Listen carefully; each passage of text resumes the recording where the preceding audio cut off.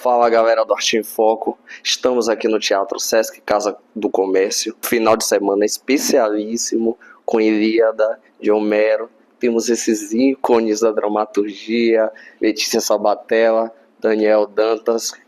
Me conta como é que tá essa passagem por Salvador, essa turnê, e eu queria saber por que vocês acham que a mitologia grega ainda tem tanta força no cenário que está atraindo tanto o público para os teatros, porque é incrível, uma coisa que atravessa gerações e mesmo assim atrai tanto o público. E como é que vocês resolveram trazer isso para o palco? Essa história é muito interessante, porque foi uma grata surpresa. Parece que a gente está fazendo uma comédia super comercial e a gente está viajando com esses personagens dos rapsodos, contadores de história, como na antiga Grécia, como bons repentistas fazem, como cordelistas fazem, né? E contando uma história que é um clássico que acho que nos ajuda a nos compreender. E a gente percebeu, depois da pandemia, uma necessidade do presencial, da experiência mais rudimentar, que não é rudimentar, que é muito sofisticada, né? Do teatro, da gente estar fazendo teatro. A gente percebeu que isso era uma necessidade. Podem ter todas as tecnologias que são necessárias, e a gente viu como foram necessárias, né, no momento de afastamento, mas o teatro é uma necessidade, é um rito imortal mesmo. E é uma história que ela não à toa se chama clássico, né? Ela tem essa temporalidade. E ela nos ajuda a compreender as repetições históricas pelas quais a gente passa, infelizmente e felizmente, mas que a gente ainda patina nas mesmas condições, nos mesmos erros, muitas vezes, né? Como os nossos pais. E, ao mesmo tempo, ela nos ajuda também a repensar que o Homero já pensava essas questões, que a gente ainda precisa pensar. Isso é impressionante, né? Ele já estava, de algum modo, criticando a violência, ele estava apontando pela necessidade do diálogo, pela força da cultura, pela força da retórica, da palavra, do poder da argumentação, o ensino da língua, como era feito, a necessidade da cultura para civilizar, né? Todas essas forças civilizatórias que formam, que mantêm uma sociedade, eles conheciam isso, eles sabiam dessa necessidade. E a gente ainda percebe o quanto o mundo vai em espiral e ciclos e ele se repete, e a gente tem novamente que tá reaprendendo a ser civilização, né? A gente está sempre tendo que reaprender a ser um cidadão.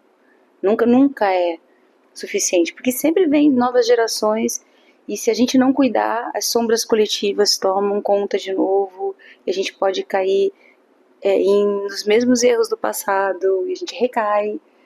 E quanto mais a gente tem acesso a essas fontes clássicas, mais a gente conhece e a gente tem ferramentas para andar adiante, né, para ir avante com a nossa civilização. Eu acho que é isso, eu acho que a gente faz uma coisa de que as pessoas precisam.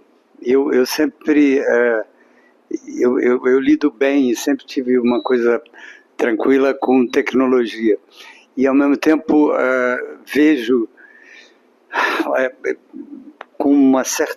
sempre vi com uma certa preocupação essa coisa das pessoas ficarem muito, por exemplo, no celular, não sem nenhum preconceito contra o aparelho ou contra a tecnologia. Mas o que me impressionava sempre era a insatisfação que aquilo dá.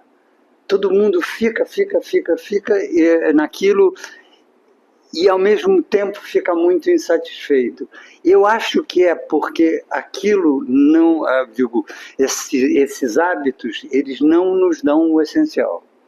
E mesmo quem está viciado nessas coisas, né, nesse hábito, sente falta do hábito essencial, que é sentar em volta da fogueira e conversar.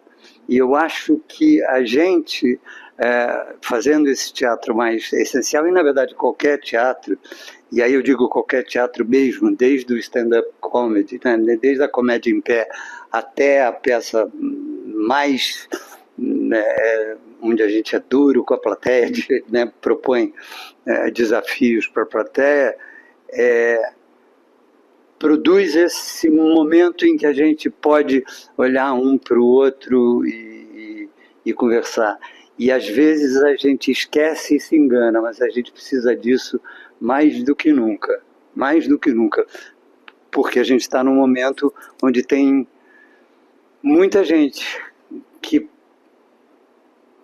percebe que pode lucrar muito se a gente voltar para trás, se a gente perder todos os nossos avanços civilizatórios. Então a gente está no meio de uma luta para voltar à tona, e esse voltar à tona implica da gente ir para o fundo. A gente tem que botar o pé lá no fundo para voltar para a superfície. Então eu acho que uma peça em que a gente fala com as pessoas, fala em cena e fala através do Odorico, através da Ilíada, dá um pouco desse essencial que a gente precisa e está sempre com o risco de perder. Coisa do conversar. Ontem na plateia, o rapaz que estava sentado na frente falou uma coisa muito interessante, que realmente foi um diferencial da questão da gentileza. A gentileza de vocês em chegarem e explicar toda a peça antes, quer dizer, antes do canto 1, aí você chega com o canto 1 e tal, e aí depois explica o canto 20 da Letícia, e aí flui, e aí depois ainda tem o bate-papo com a plateia. Então isso realmente é de uma gentileza fantástica, porque a gente acho que está muito acostumado a os artistas em geral chegarem, fazerem a peça, e justamente por ter uma linguagem mais complexa, daí vocês chegam e explicam tudo na maior paciência e com irreverência. Eu acho a Letícia muito irreverente. Então isso foi incrível, realmente é humano, e além também do teatro da Grécia ser o berço da democracia, né? Ser considerado o berço da democracia, vocês trazendo isso também, com Letícia muito como um corpo político, a gente acompanha muito e você é incrível nisso, a gente precisa disso, do artista político, vocês fazem isso. E também que remete lá o teatro raiz, o teatro cru, e aí a gente estava falando que não tem o cenário, vocês e a luz, e vocês fazendo vozes diferentes para cada personagem, cada gesticulação diferente. É muito completo, muito completo. É legal, né, ser completo, ser nu e completo, né, já. E né? A formação disso, que é um processo que eu estava explicando, né, que eu gosto muito de falar porque é importante isso, é uma companhia, né, que eu peço para as pessoas sempre seguirem a companhia Ilíada Homero. E seguirem o Daniel, porque é muito importante ser seguido, por falar em rede social, mas seguirem a companhia.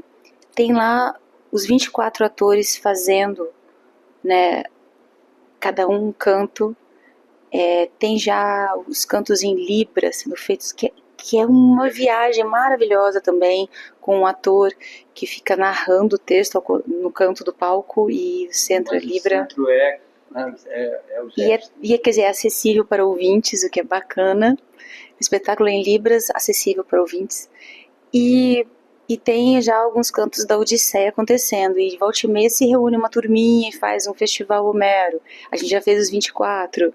E todo o processo de construção disso vem de uma escola dentro, como se fosse uma fogueirinha num terreiro, assim, acontecendo esses encontros. Acontece numa sala da sala 603, né, que é a casa do Otávio Camargo e da Chiris Gomes, onde ali rolam saraus e as pessoas vão, e esse estudo, que é um estudo da vida do Otávio, que é um estudo que ele já faz doutorado na França sobre a Ilíada, sobre essa poética, ele compôs a trilha, então acaba sendo de uma maneira informal que de vez em quando a gente sofre a pressão para que venha para a forma, né?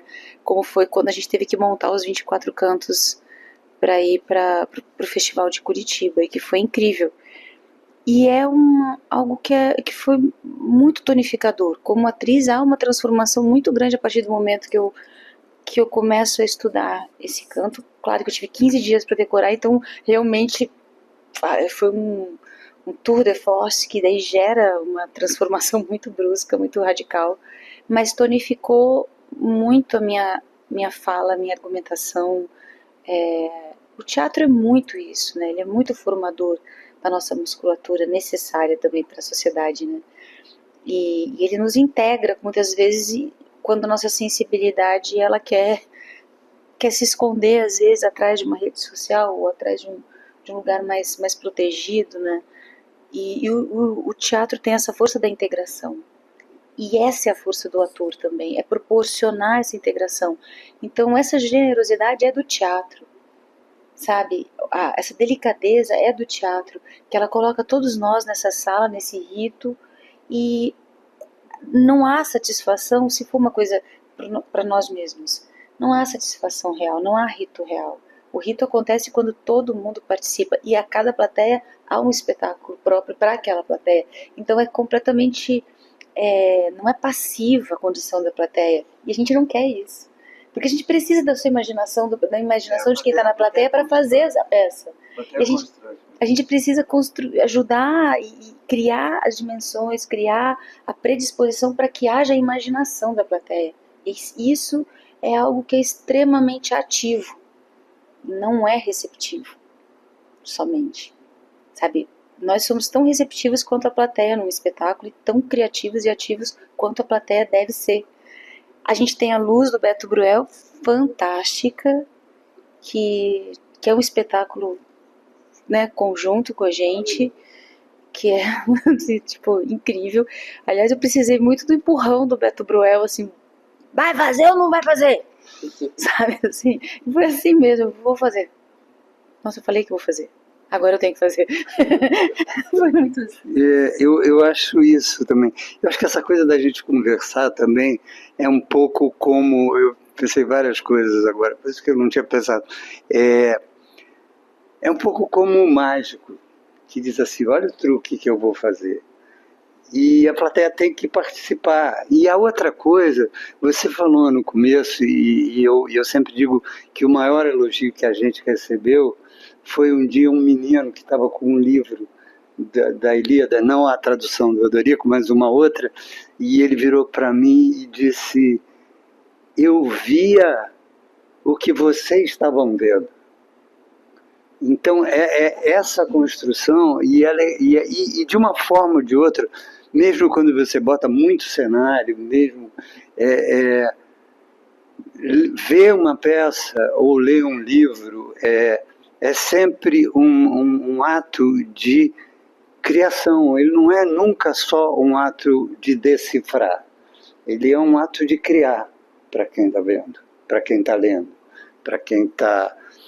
Enfim, o espectador não está nunca 100% passivo. Você pode deixar... O problema de um filme, às vezes, é que ele mastiga demais para você, né? E eu acho que uma das coisas que a gente tem é que a gente tem uma coisa de... Agora resolve isso. Resolve você também o enigma. E eu acho que isso é uma coisa que estimula muito as pessoas também. Eu acho que, às vezes, a dificuldade do texto ela é superada por isso, porque ela mexe com a imaginação, a linguagem mexe com a imaginação da pessoa, das pessoas, a dificuldade mexe com a imaginação das pessoas. Eu acho que isso é uma das coisas mais legais da peça. Então, a gente conversar antes é um pouco isso, assim, olha o truque que a gente vai fazer. Agora vem e participa, assim. O glossário, o QR Code para mulher. A gente precisou, né, para entender também. Desculpa. É preciso, né? Senão a gente não... é muito rebuscada essa tradução mesmo, né? Você experimentou, o que você achou? Rapaz, realmente precisa do glossário mesmo, que tem muita coisa, mas a partir de quando vocês vão gesticulando, vocês mudam a voz para cada personagem, cada situação, a gente vai pegando um pouco ali, não tem como pegar 100%, Não. mas algumas coisas ali, aquela parte do mar a gente já sabia para alguma coisa, Júpiter, Saturno, aí a gente vai. E você tá aprendendo grego também, né? Não, eu tô aprendendo ainda. Eu tô aprendendo. E é muito bonito, assim, porque o Rodrigo faz um monte de junções das palavras e tal, e é muito parecido no final que ele faz com o grego. Apesar dele ser um latinista, ele está preocupado com português, mas ele faz coisas que são muito parecidas, aquelas inversões que ele faz, o sujeito vai lá para o final e tal. Isso é uma coisa que tem no grego. O grego pode fazer isso, porque como é uma língua que tem declinações, ele pode ir lá para o final. Então, é muito grego, de uma certa forma, o que ele faz.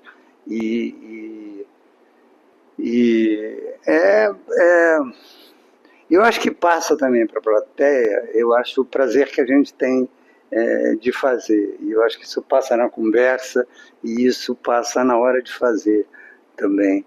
E saber que a gente está dando essa cutucada na plateia é um dos baratos da coisa também. E tem uma coisa, uma torcida, né? Porque a gente gosta de um jogo, de ver assim, putz, será que vai conseguir chegar até o final? Meu Deus do céu! Tem uma coisa de decifrar enigmas, porque a gente trabalha com a inteligência da plateia. A gente considera o texto, esse teatro, ele considera a nossa inteligência, tanto do ator quanto da plateia. E considera que vamos lidar com uma coisa enigmática, não é uma coisa mastigada. É um exercício mesmo de irmos juntos decifrando esse enigma. Isso é muito instigante, a mente gosta de desafios, né? Todo mundo gosta de um desafio, no fim é atraente. E também é atraente ver, eles vão chegar até o final, meu Deus, é uma maratona, eles vão chegar até o final. Não sei, eu acho que tem essa sensação da gente estar junto. Vamos lá, vamos surfar essa onda gigante juntos e domar essa situação, né? Porque é uma situação complexa mesmo.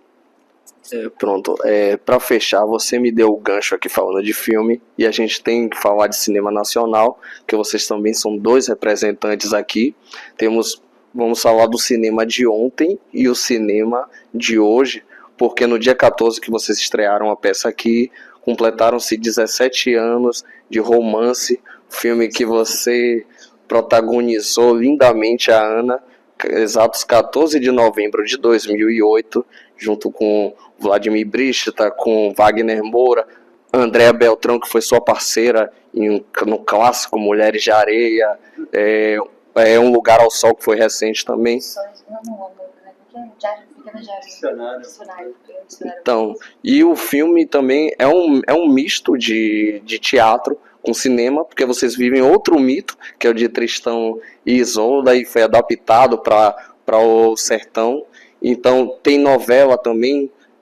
Aquele filme é maravilhoso, a direção primorosa de Guel Arraes, direção musical de Caetano. Então eu queria que você comentasse dessa obra. E aí, no caso, esse filme faz parte do processo de retomada do cinema brasileiro, que está completando os 30 anos. Então, daquela década de 90 para 2000, que o filme é de 2008, está incluso nisso. E aí temos Daniel Dantas aqui com Ainda Estou Aqui, com o filme oscarizado. Então a gente está vivendo um momento de ebulição do cinema nacional, onde o cinema de hoje está se encontrando com o cinema de ontem, com essas obras remasterizadas, voltando às telas com o público. Então eu queria que vocês falassem um pouco disso, para a gente fechar com chave de ouro. É absolutamente um cinema de muita resistência, né?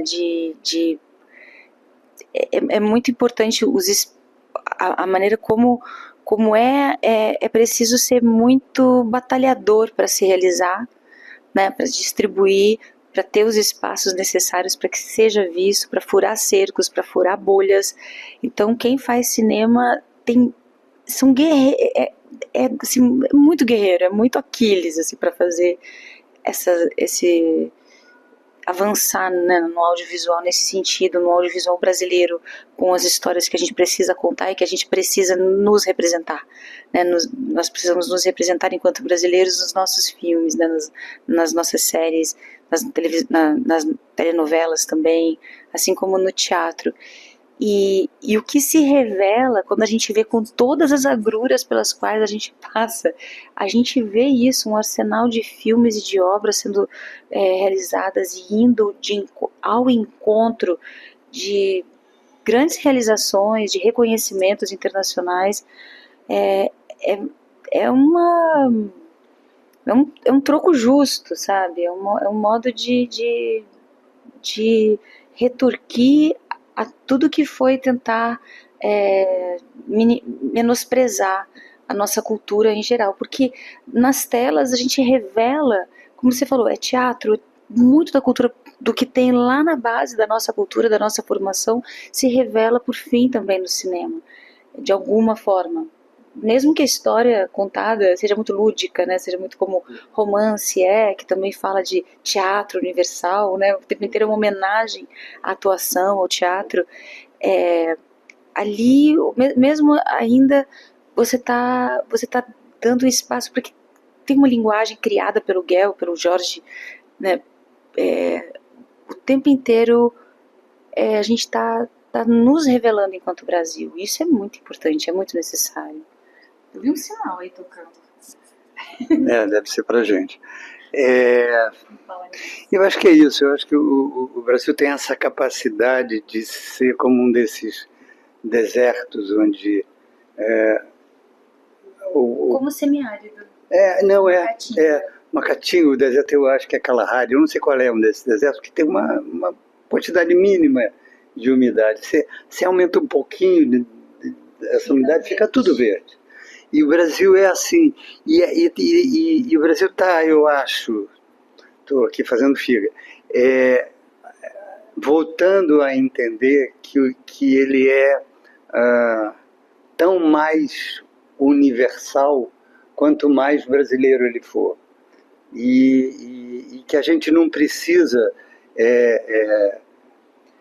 por mais que seja incrível e maravilhoso ganhar o ser indicado ao Oscar e tal, a gente não precisa de Oscar, a gente não precisa de ninguém para nos validar. O Brasil é muito maior que qualquer Oscar, e sempre foi. E a gente tem que lembrar disso. O que a gente precisa é de tempo de exibição, salas de exibição, distribuição decente, e lembrar que o cinema brasileiro sempre que vai para fora, e o teatro brasileiro sempre que vai para fora, ele arrebenta. E sempre foi assim. Muito obrigado, foi uma honra inestimável estar com vocês aqui e aprender nesse pouco tempo aqui. Eu estou muito feliz, eu estou muito emocionado de estar diante de vocês. Obrigada. Realmente foi uma honra. Esse foi um Arte em Foco mais que especial, com Letícia Sabatella, com Daniel Dantas. Vão ao teatro, assistam o filme nacional, e você sabe, teatro e cinema nacional é no Arte em Foco, você só vê aqui. Não, mentira, não estou aprendendo. Mas, enfim,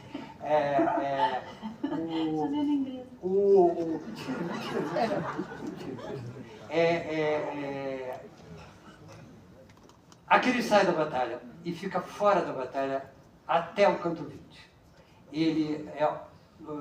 Agamenon oferece tudo que ele pediu, entrega a Criseida de volta, garantindo que ela não foi tocada no canto norte. Tudo ele faz, ainda assim, Aquiles diz, não, eu vou morrer de velho em Estia, que é meu reino, não vou entrar mais nessa batalha, fui muito ofendido e tal. E lá pelo canto quinto, o Júpiter acha a coisa toda muito bagunçada e ele está punindo os gregos, como o Tétis pediu, e ele proíbe todos os deuses de participarem da batalha, de se meterem na guerra.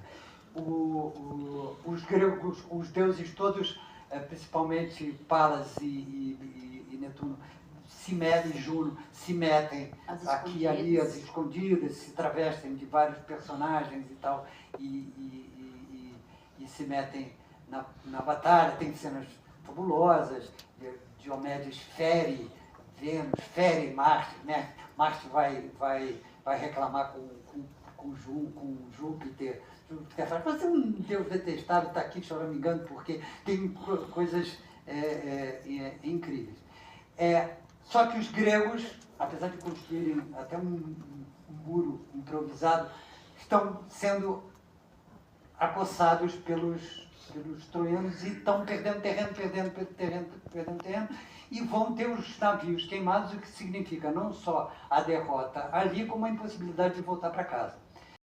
Mas desprove a Agamenon que o doesta e espere duro. Em seco, as naus bojudas, não me apareças mais, quer ouses, velho, deter-te ou retornar. Nem áureo cetro, nem ínfula do Deus quiçá te valha. Nunca a libertarei até que envelheça fora da pátria, em meu palácio de Argos, a urdir miteias e a compor meu leito. Sai! Não me irrites se te queres salvo. Taciturno, o ancião treme e obedece, buscas do mar, frutissonantes praias. Ao que pariu, pulcrícoma latona. Madres, de acorres e um desprendes, convocas em auxílio o sentimano que é nos céus brilhareu, na terra região. Mais robusto que o pai, da honra altivo, de Jove a par se teve, e de assustados os imortais do empenho desistiram. Recorda-lhe isso, abraça-lhe os joelhos, que ajudar queira os troas, que os aquivos, até as popas e ao mar cerrados, paguem por seu tirano e a maldizê-lo inspirem. O amplo dominador confesse a culpa de insultar o fortíssimo dos gregos. E, em lágrimas, a Déia. Desencostados, cada qual procura seu domicílio no esplendente alcáçar do coxo mestre fábrica estupenda. O fulgurante Olímpio ao touro sobe, onde usa o meigo sono acometeu. Dorme-lhe em braços a Auritrônia Juno.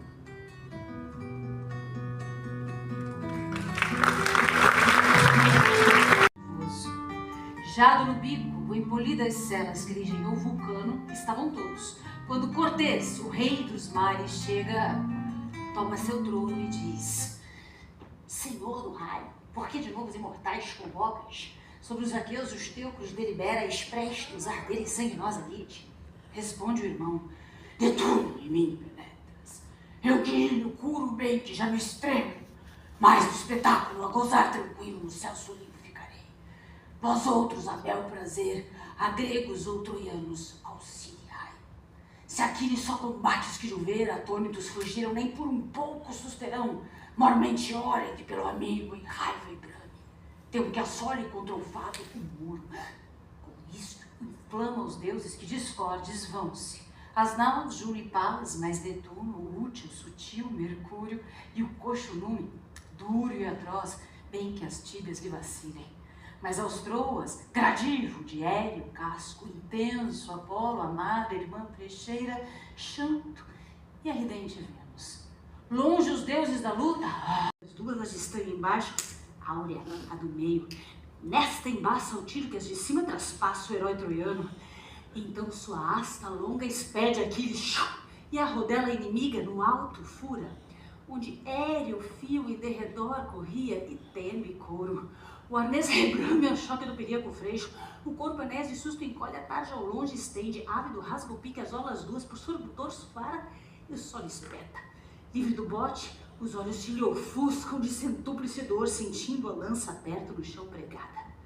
Lesto Aquiles de Gládio investe com terríveis urros, Pegninei o anquijo, pedra enorme. Há dois varões de agora. Nímia carga, certo por defender-se, o escudo ou elmo Enéas lhe fendera, mas a espada o matara o Pelides. Se Netuno aos deuses se não bradasse. Dói-me, ó Nunes, que as mãos de Aquiles, o brioso Enéas, louco, desça Plutão por confiar-se no longe vibrador que o não socorre. Por que inocente pagar por outros quem sempre os imortais do abrem com as rajadas assim, furente como um deus Aquiles arde, e no morticínio a terra ensopa, qual a junta de bois de larga fronte na eira separar branca cevada, mugindo os feixes píseros grãos de bulha, assim vão os uníssonos calcando corpos escuros. Sangue o eixo escorre que das patas espirra, o assento em roda gotas aspergem que dos aros vertem as mãos. O invicto herói, na glória aceso, de suor sujas leva